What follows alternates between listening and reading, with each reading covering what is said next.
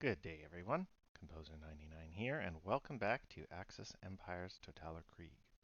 In this video, we're going to play through the Spring 1942 season. I have a couple of preliminary remarks before we get started. First of all, by now you might be wondering why, in a video series aimed at newer players, I've sort of had this off-the-wall, prolonged limited war situation. So I'm going to go ahead and explain my reasoning here. As the Axis faction, I would like to avoid the situation where I'm starting total war, in this case against the Soviet faction, at a remove from their actual frontier. Just like with the historical Barbarossa, I want to start the war right up along the Russian front, ready to start chewing my way through the Red Army. If we had started total war historically in the summer of 1941, we would have been fighting in Poland against the mixture of Russians and Poles.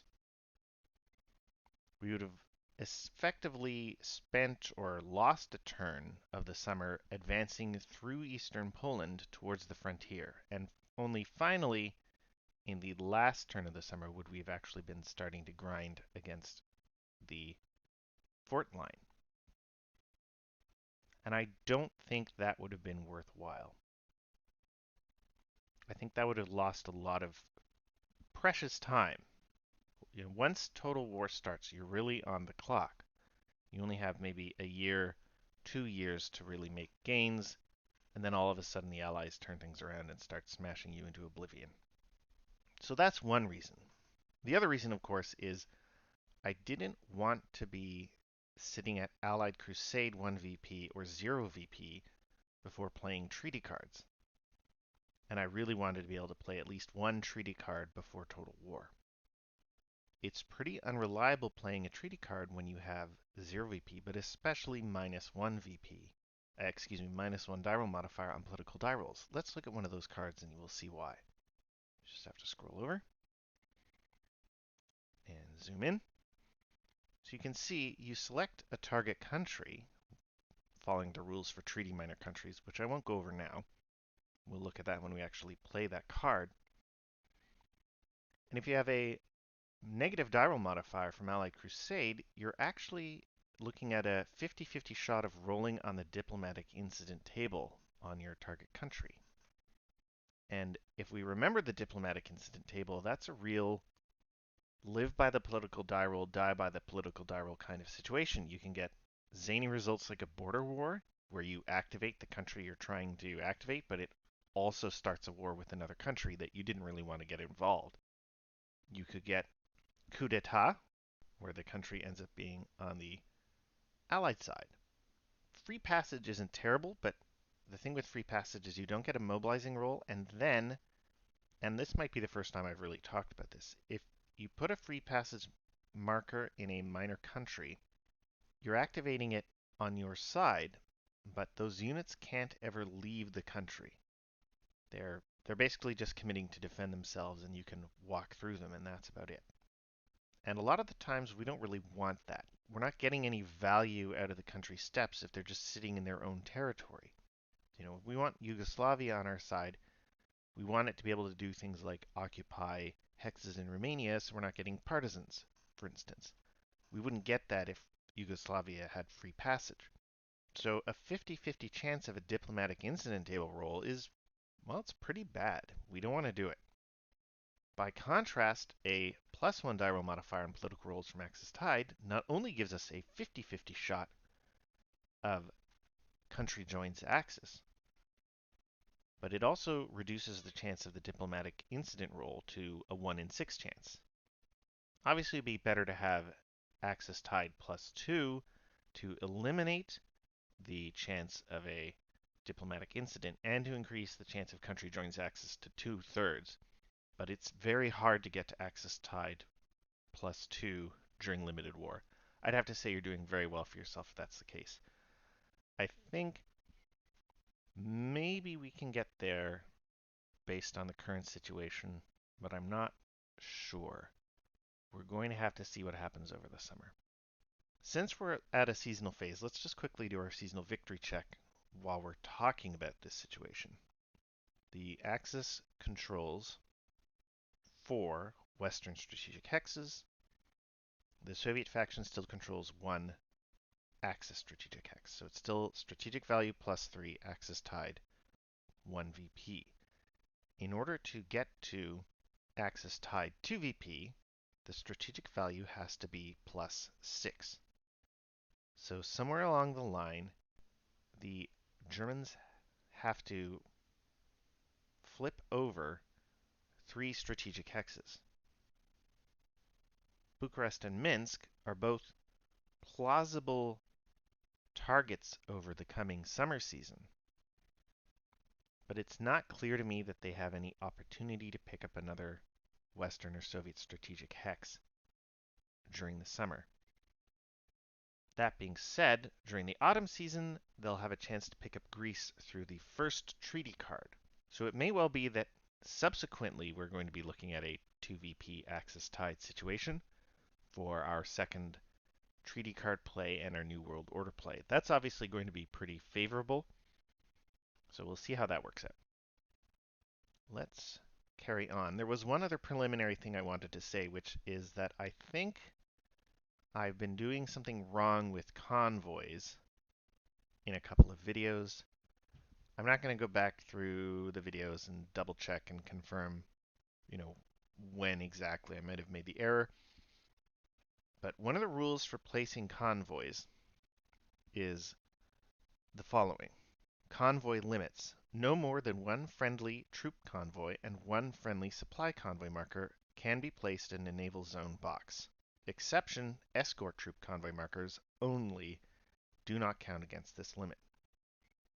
And you get escort convoys by playing air units or fleet units, surface fleet units, I should say, into the on-station box of a sea zone and then flipping it over to the convoy side in the convoys box. Now, I don't think there's been any part of the game where that has really mattered in terms of timing. Certainly it hasn't helped the British hold on to Egypt, has it? So we're not going to worry about it too much. We certainly can't at this point. We've rolled too many dice and too much time has passed. But it is something to watch out for. So just note that for your own games. And once again, that stands as a reminder how easy it is to overlook things. With all that done, let's carry on. We've already done our seasonal victory check, so we're going to go ahead and play the Axis faction turn. Let's go ahead and remove these cards. The Axis faction reveals their new current card, Ribbentrop Diplomacy. They have to pick a pending card before doing replacements. We're planning to play Operation Felix. We're definitely happy to have the Axis tied Dyro modifier for the Operation Felix card because of the political event, which we will take a closer look at when we actually play that card next video. Next up, replacements. Germany gets 2 steps, and we have minor country steps. We are entitled to 1 Italian step and 1 step from any minor country, which I think we will again place Yugoslav step.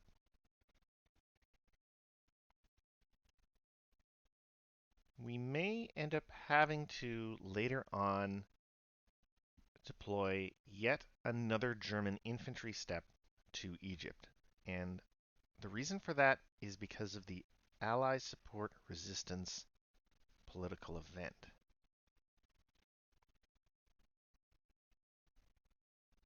One of the things you can do with Ally support resistance is a partisan warfare option. The Allied faction playing the event selects 1 hex on the map containing any of the following units or markers. An Axis detachment or logistics marker, but not one alone in an island hex. So for example, supposing the Axis were able to conquer Malta and then they leave a detachment by itself in Malta, the Allies could not choose that hex. However, they could choose a detachment in Alexandria. The other hexes on the map that can be selected are a hex containing an Axis colonial unit, an Axis minor country unit, an Axis multinational unit that has an Axis minor country unit in its holding box, or a German SS unit, but only if the SS Europa marker is on the VP track. The Axis faction must remove a detachment or logistics marker or eliminate one colonial, minor country, or SS step from the selected hex. So if we leave a detachment in Alexandria or any Italian unit, there's a risk it could get removed by Allies support resistance. And if we're not able to trace overseas supply, or I should say, if we're not able to trace overland supply through Turkey, that would cut off supply lines to North Africa. Now, we do have alternatives. We could have Italian units or detachments in Tripoli and or Tobruk and or Benghazi, but that's getting to be a pretty significant commitment. I think we'd like to funnel our supply and sea transport through Alexandria and just leave it at that. On the other hand, if we're only ever constituting the Axis multi-step units for defensive purposes to keep the British from coming out of East Africa and retaking Egypt, we might just leave the Axis HQ, Med HQ, and Port Said. But again, that can get hit by Ally support resistance, which we want to avoid. So we probably don't need to send a unit to another German step. Now that I think about it, we probably don't need to send another German step to Alexandria. We just have to have Italian steps on standby.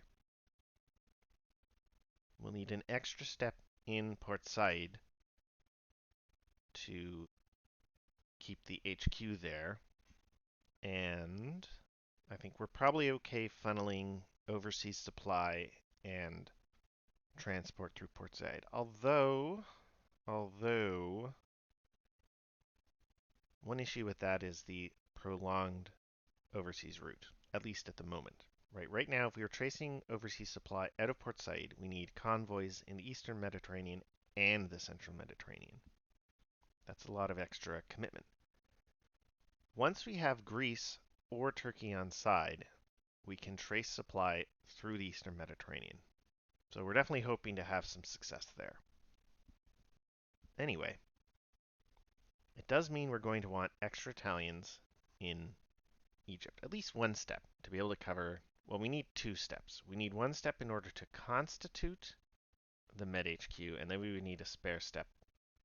So what we're going to do is place this Italian colonial unit as our Italian step, and I think that'll be our Ally support resistance loss taker on the HQ. And then maybe we'll just go ahead and play we could play the Italians, but we're not planning to play Barbarossa, which is what's going to get us our Med HQ in Panzer Army Africa for another year, over a year. So I think we might as well just put down the Yugoslavs. There we go. And where are we? We have our German steps to place. We don't need any more German steps in Yugoslavia. I think we're happy with what we have there. We might eventually want a Panzer step just to have a spare to take losses, but we weren't getting any Panzer steps until this summer. So I think we want 2 infantry steps in Poland. We're going to want more unit density in Poland. Although we are going to want, well, we should be okay in Yugoslavia. Probably. It would be nice to have one more multi-step infantry army in Yugoslavia.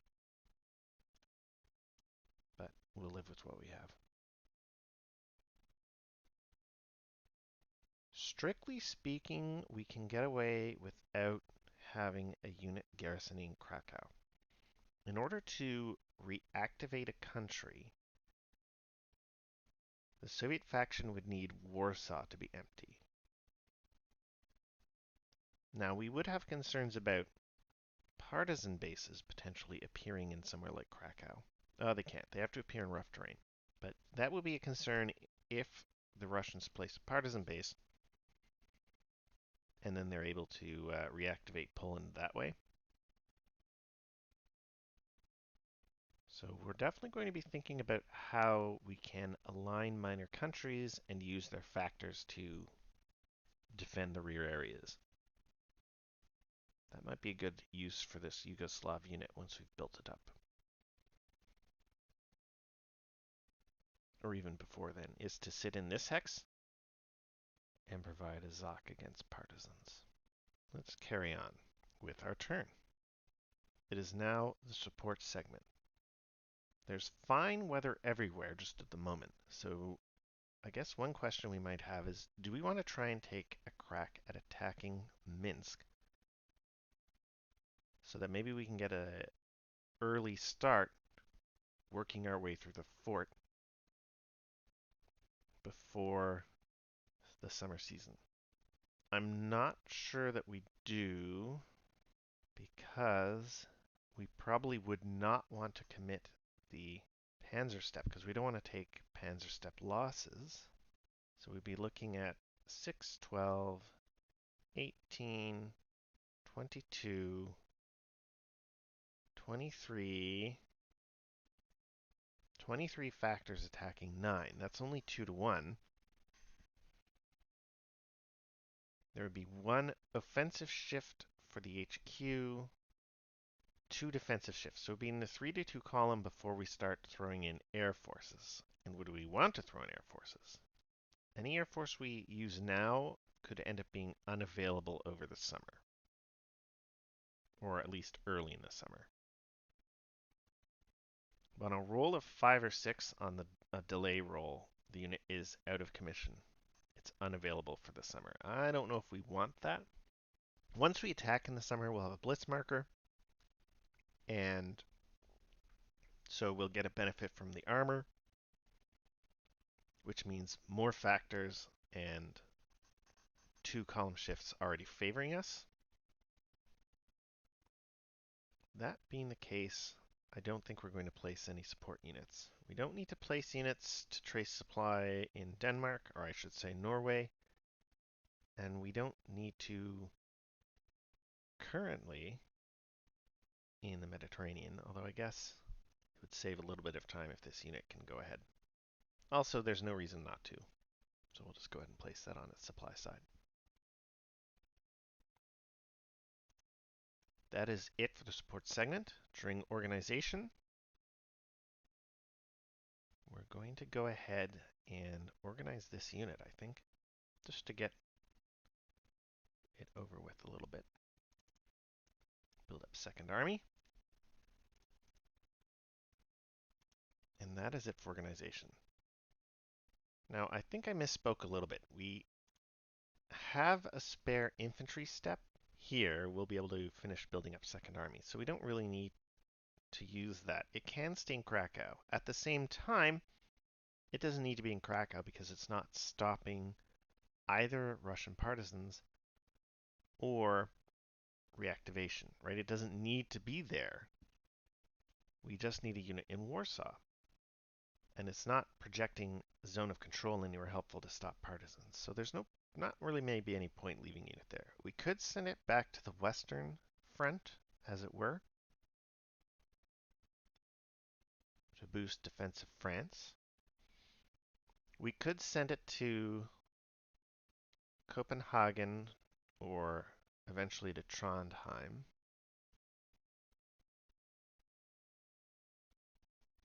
We could send it to Stavanger. I'm not sure Trondheim's actually that useful. It's hard for the British to land there as compared to Bergen or Stavanger. They can't actually place a beachhead to get into Trondheim. And it would just feel bad, but we still want to garrison Trondheim eventually because what happens once they walk into it freely, right? It's just a lot of commitment right now to have the extra units there. Unfortunately, it's going to be hard for us to activate Sweden as a Axis country. That's what we'd really want in order to defend Norway, right? Would be to have Swedish units in those ports, and then reinforcing Oslo and maybe Narvik. Let's go ahead and, well, we're done organization, so let's go ahead with operational movement.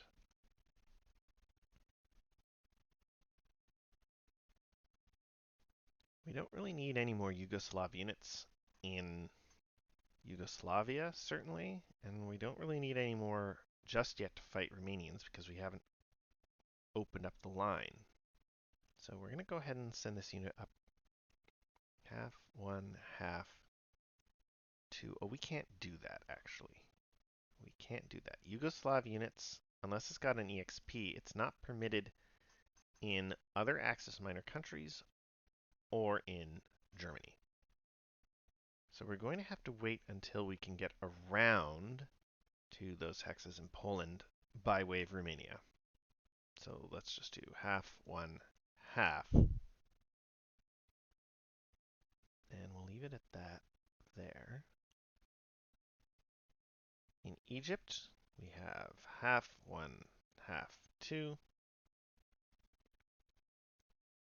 And in here we have one, two, three. It's probably good to have a spare infantry step for sitting on top of the HQ to buff the defense if we want to have it by itself in a hex, or just as maybe as a loss taker anytime we're not using our panzers to attack. Speaking of which, let's go ahead and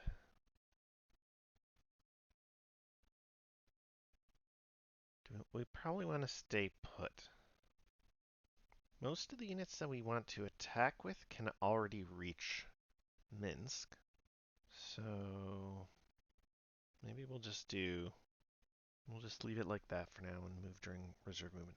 One thing we're going to want to think about, it's a tough question because we have so few units, is whether or not we want to deploy the paratroopers in the summer. Unfortunately, Operation Felix only gets 2 infantry steps and a panzer step. So if we were to do that, we would eat up all of our infantry steps. We wouldn't have another 2 to maybe build up the last remaining 443 army. Maybe that's okay because of the value the paratrooper will give us, but, it's still a price. That's it for Operation Movement. Let's carry on with Reserve Movement. We have no combat. Half, one, half, two. Actually, we might want to leave that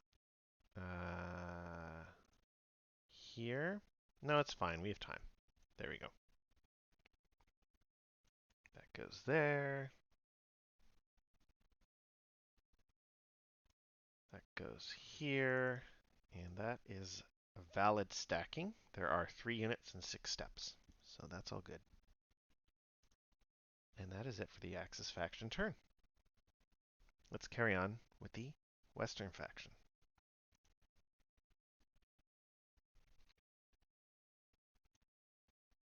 Oh, we completely forgot our Ribbentrop diplomacy political event, didn't we? We certainly did. Let's go ahead and do that right now before we go further.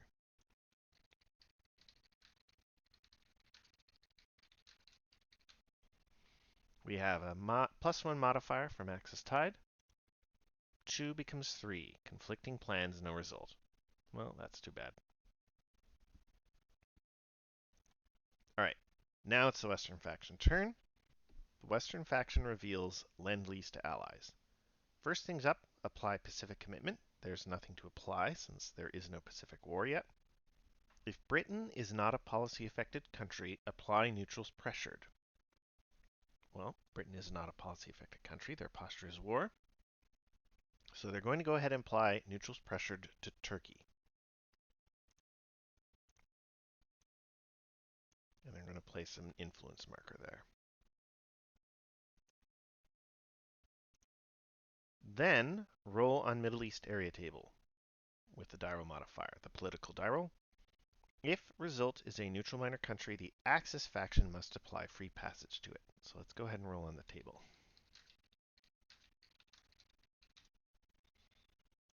So it's 2 becomes 3. That's definitely going to be a country. Let's find out which one it is. 3 is Persia. So the Axis faction has to apply free passage to Persia.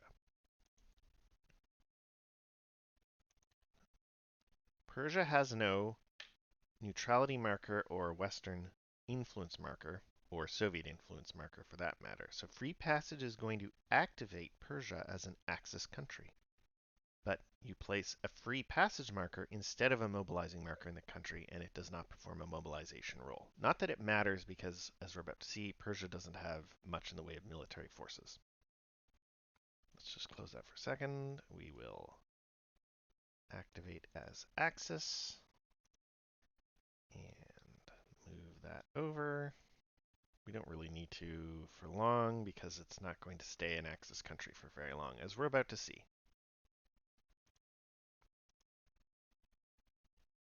Minors, that. So we're not going to go through all the steps of the minor country setup. At least I'm not going to read them out now. You notice Persia only has this reserve infantry step, which goes into the Axis faction force pool. So that is it. That's Persian setup. It's all done. And this is why we left a fast unit down here in Basra, is precisely so that we can deal with this when it comes up. Let's carry on with the option card segment. So delay box, Western Lend-Lease marker.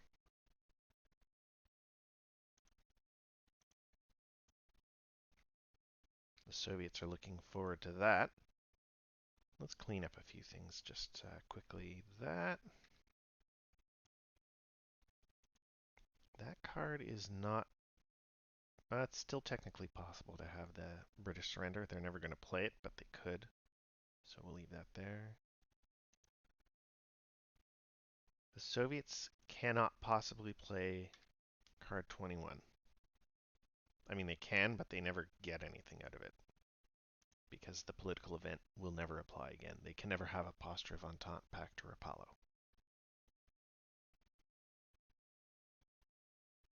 All right. The British or Western faction needs to pick a new pending card, which we have decided already is going to be Scandinavian League.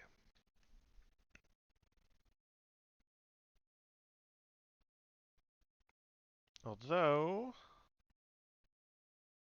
now that they don't have influence in Sweden, it's maybe not as helpful. You know what? We'll rethink that. Scandinavian League made sense when we had an influence marker in Sweden, because then all we had to do was roll once to succeed on Sweden to activate it. And it's already hard enough to do that. You can see that a positive die roll modifier makes it more difficult to succeed with this card. There's actually only a 1 in 3 chance of diplomatic success northern at the moment. And then only a 1 in 6 chance if we get diplomatic success northern of even rolling Sweden. So that means there's actually only a 1 chance out of 18 tries where we're going to roll Sweden. So with 3 cracks at the roll, that's still not great, right? That's still not great.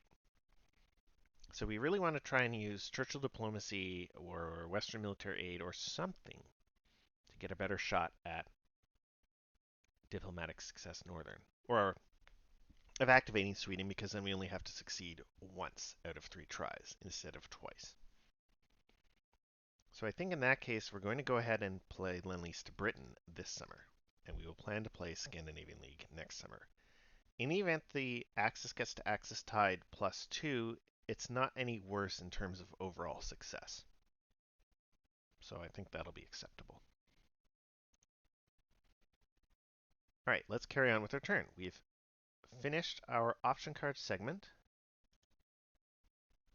So next up are replacements.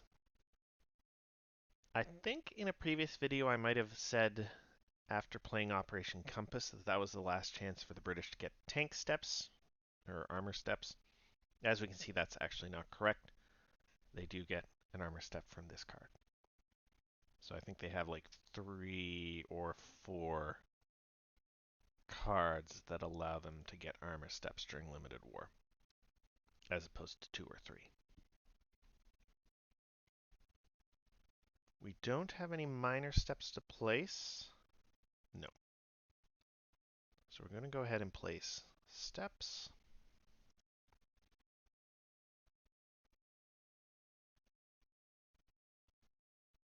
What are we going to place?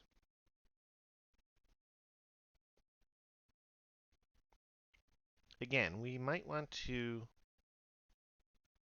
avoid telegraphing an attack on Norway too much.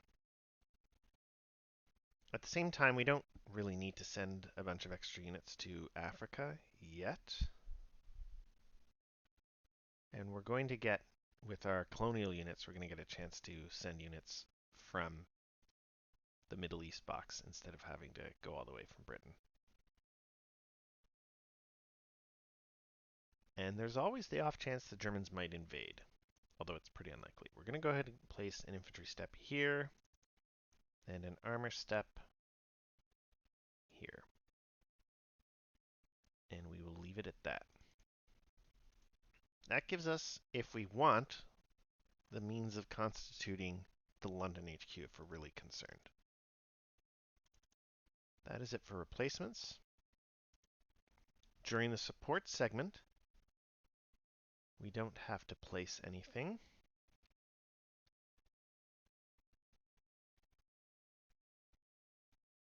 These units are in supply because of the innate supply convoy in the Arabian Sea, so that's all good. We don't have any organization, so let's proceed with operational movement. That's going to be half, 1, half, 2, half, 3. We don't have any operational movement anywhere else. No combat. During reserve movement, because we are moving through an enemy country, we no longer get the half-step movement along rail lines, but that's still going to get us 1, 2, 3 into Tehran. That is it for reserve movement. We do have conditional events now that we're sitting in Tehran. Axis or Soviet minor country liberation. If Western ground units occupy all capital, city, and partisan base hexes of an Axis or Soviet minor country, that country is liberated. The country can be liberated any number of times. For the country that is liberated, immediately do the following. There is an exception, a different procedure for Vichy specifically, but we don't have to worry about that. Step 1, remove all of the liberated minor countries' support units, fortress units, partnership units, war economy markers, and convoy markers from the game. Well, that's not an issue, is it? Step 2, remove all of its remaining counters. Place those counters with the delay stripe in the delay box. Place counters without a delay stripe in the Western force pool. The country becomes a Western minor country. Step 3, if there is an Axis free passage marker in the minor country, replace it with an Allied free passage marker. Step 4, if the Western faction has played at any time a demand card naming a region belonging to the minor country being liberated, that region becomes a British dependent. Mark the change in ownership by placing the appropriate marker in the ceded lands box. Step 5. If the country has an associated British 122 colonial unit in the Western conquered minor countries box, place that unit in the delay box. Well, we certainly haven't done most of that, right? Most of those aren't going to apply. The only thing that's applying here is the procedure in step 2. So we're going to go ahead and activate Persia as a Western country.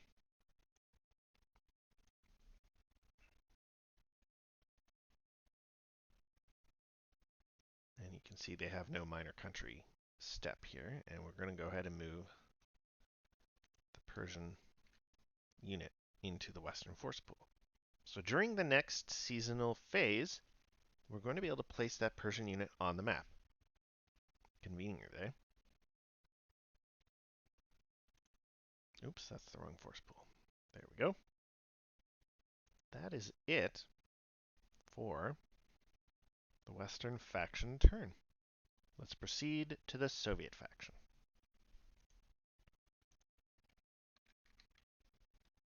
They reveal Litvinov diplomacy. I do feel a little bit bad that we didn't pick this as our summer turn, but as I say, I think we're going to have a chance to place some units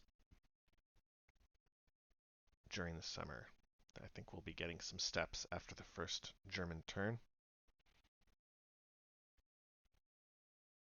It's a little annoying for the Soviets. I shouldn't say it's a little annoying. It's very annoying that they rolled so badly with their HQ. Their HQ is out of commission for pretty much the entire summer, at least as far as Axis turns go. So it's not going to get them anything defensively.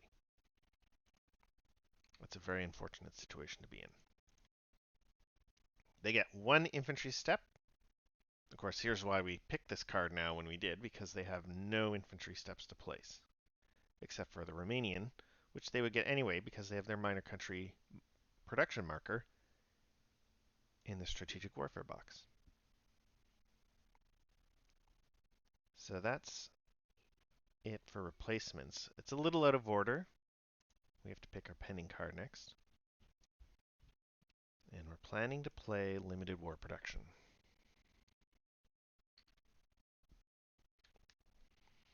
So yeah, we're basically sitting on our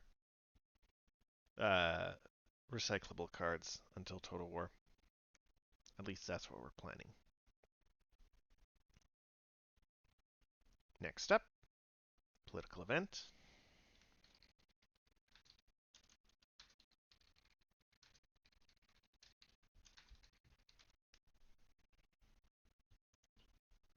Five becomes six. Roll on guarantee table. In this case, the axis tie diroll modifier came in handy. 3 becomes 4. Both of those are no result, I'm quite sure. Yep, there we go. They're both conflicting plans, no result. So, I think this might be the first time we've played Litvinov diplomacy, and, well, there we are. Litvinov looks to be about as effective as Chamberlain if we get the same result next time. We'll see, of course. That was the political event. That is the end of the seasonal phase and the initial administration. We then have support units and organization. We're not placing support units. We don't have any organization. So we will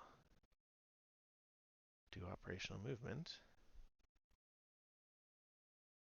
We're already fully stacked in Hex 2903. We might move this half. Just move that there and have it stack with the armor step. Or maybe it would be better, you know what? We don't need to have a unit in Bucharest, but we do want to avoid a situation. Remember what we were just talking about with the Med HQ, where it could get disassembled by a ally support resistance result? We want to avoid the same sort of thing happening with our multinational HQ. So we're going to go ahead and shuffle that there. And this unit will just stay in Bucharest. We're not really worried now about a access push through Bulgaria. They don't have enough. I don't think they have enough unit density to do that and threaten the main line. So half, one, half. That should be fine.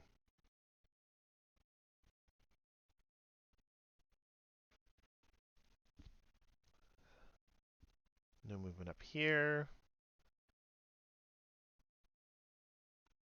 We could try and line up a combat on this hex, and we could probably actually get a pretty good combat, right? We could get 3, 6, 7, 8.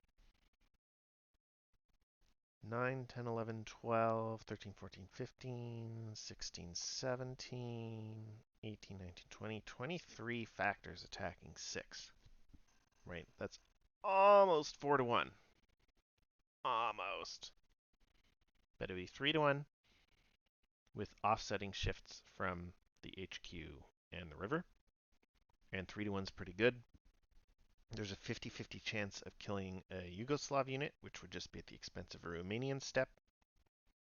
No, it would be at the expense of a armor step. Well, we don't have to add the armor in, though. We could just trade a Yugoslav for Romanian. I don't know that we're actually getting very much out of that, though. And there's no point attacking, or no point advancing, because that's not a great hex to be in defensively. So, no, we're not going to bother. So no combat, no reserve movement. That is the end of the Soviet faction turn.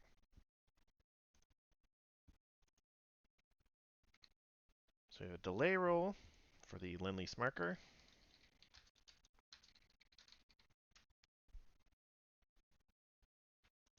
A 5.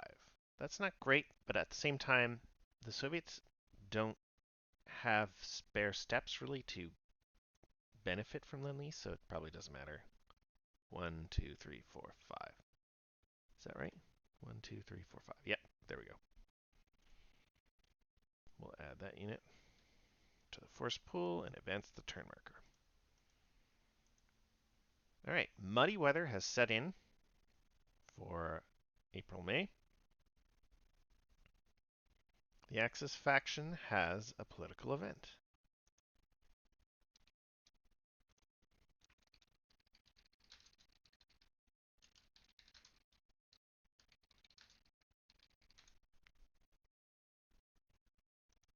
One becomes 2.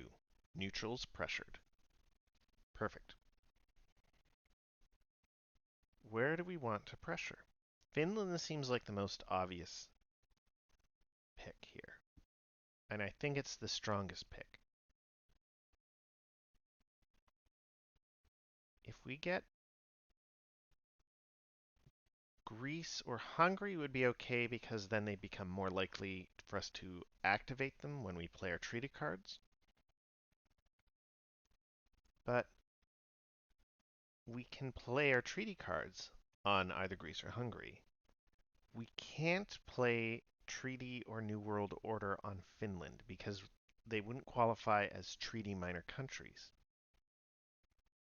Denmark, Norway isn't an Axis country. And, Russia certainly isn't. So we have no way to activate either Sweden or Finland as Axis countries using the treaty cards. So our only opportunity to do it will be when we get the influence through Barbarossa. So yes, I think it's pretty obvious that we pick Finland.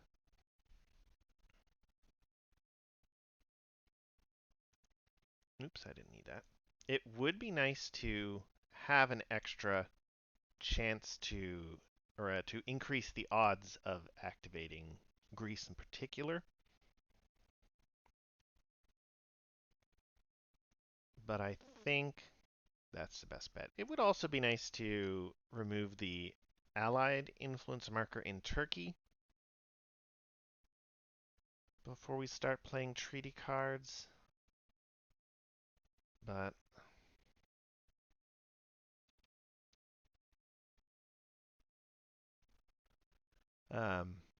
the thing is, if we're willing to spend multiple uses of our treaty card or New World Order in order to activate Turkey, again, we'll be able to do that as long as we've got Greece on side. Whereas the only way we can activate Finland is if it has an influence marker, and then we get to apply influence through some other means like Barbarossa. So I think that's our strongest play. I don't think we have anything better we can do. That's it for Ribbentrop diplomacy, political event. So Germans are pretty happy with that. Ribbentrop's doing the job. No support unit placement, certainly not in this weather. That'll go back to the Axis force pool.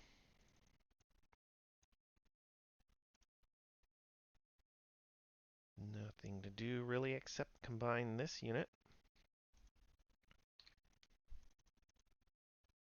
And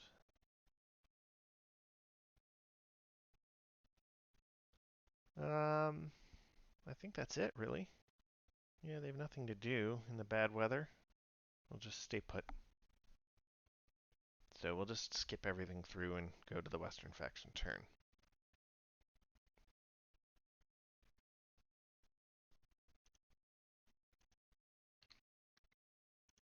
That's not what we want to do. The Western faction doesn't have a lot to do either. Now that Persia has been activated as a Western country, we don't need to leave a unit there. So we're going to go ahead and half one, half two, half three during operational movement. And we might have the BF walk out for a moment. Or no, that's fine. They'll stay there. All right, that's operational movement, reserve movement, half one, half, and then they'll move there for now. Because what we're going to do next season is we're going to place the Persian unit, and we're going to be able to combine the Persian unit with the BEF one-step unit over to its allied side, if we want. Which we probably will, because since there's already a Western influence marker in Iraq, applying free passage is just going to remove the marker. So we're not likely to have any more Axis alignments in the Middle East that we need to worry about. We don't care about Syria. It's too far away. The Axis are already right there, so there's nothing we can do about it. Anyway, that's it for the Western faction turn. They're done. Let's carry on with the Soviets and their political event.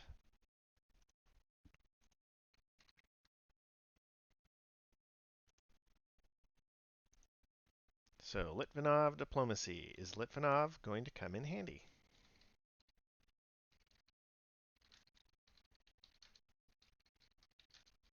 Litvinov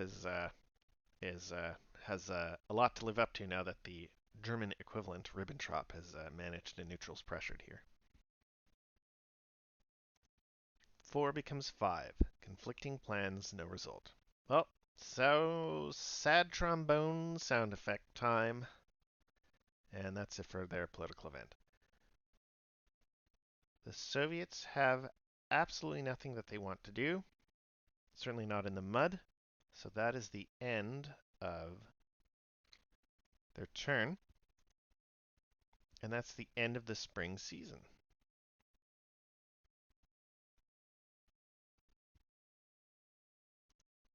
So we'll leave it at that. We will pick up in the summer season. Let's just go ahead and remove those. And reorganize the hand here. Let's just get Litvinov diplomacy out of the way. We may play it in the winter season, or we may play limited war production. It's going to depend on how many losses we take. Litvinov diplomacy might actually be the card we have to play in. I shouldn't say have to play in summer 1943, but it would be an okay play then, because at least we're getting, value out of the political die rolls, maybe. And by the time we get there, we're once again likely to have completely built out all our units. But maybe not. We will have to see. Unfortunately, we can't start playing territorial demand cards until we get to, not territorial demand cards. Unfortunately, we can't start playing Total War cards until Total War starts, so, what are we going to do? If we feel like we really need the steps, we can always play Stalin Orders Attack instead, as much as I don't want to. So if we're finding that the Germans are getting ahead of our production with the losses they inflict, we can always do that. What it probably means is that The Barbarossa summer is going to be nasty because we're not replacing units. But then the next couple of seasons are going to be, we're just going to, load up on Russian steppes with all of our total war cards. So it will very quickly drag German offensives to a halt after their first summer run of successes. That is everything, and that is the end of this video. I hope you enjoyed it. If you did, please feel to leave a like and subscribe, and we will see you next time for the summer 1942 season.